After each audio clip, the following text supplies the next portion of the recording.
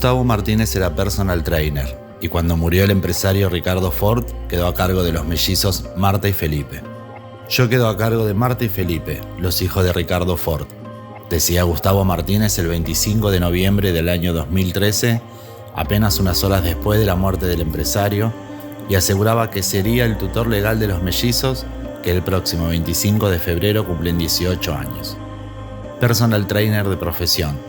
El hombre era quien acompañaba a todos lados, vivía con ellos, viajaba con ellos, los llevaba al colegio y a cada una de sus actividades.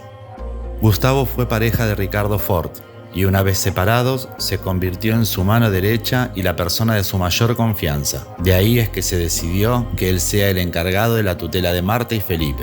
Incluso la familia estuvo de acuerdo en todo momento. Por ese entonces los niños tenían 9 años y fue el propio Martínez quien se encargó de darle la triste noticia del fallecimiento de su padre. El poder se hizo en el año 2010, donde dice que soy el tutor legal de los chicos hasta que cumplan 18 años. Agregó por ese entonces y se mostró conmovido al hablar de su expareja.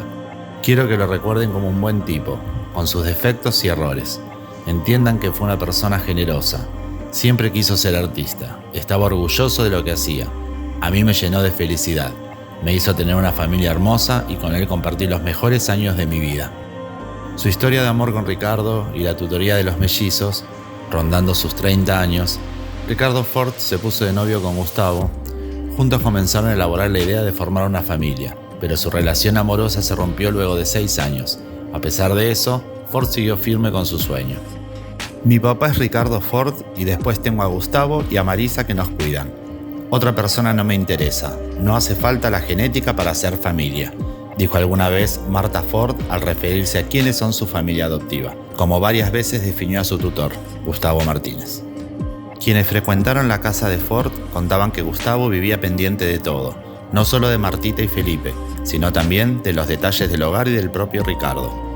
Vivía cuidando a todos y él tenía agradecimiento por su labor. Cuando Gustavo fue operado, Ricardo le abrió las puertas de su casa para que realizara el postoperatorio. Se incorporó de manera tan natural al hogar, integrado por Ricky, la niñera y los mellizos, que entre todos decidieron que lo mejor era que se quedara a vivir con ellos.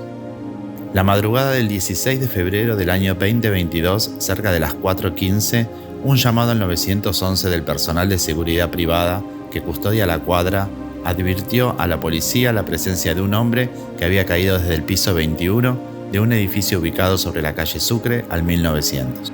Efectivos de la comisaría vecinal 13ª de la policía de la ciudad se trasladaron de urgencia al lugar, donde personal médico del SAME constató la muerte de Martínez, que tenía 62 años.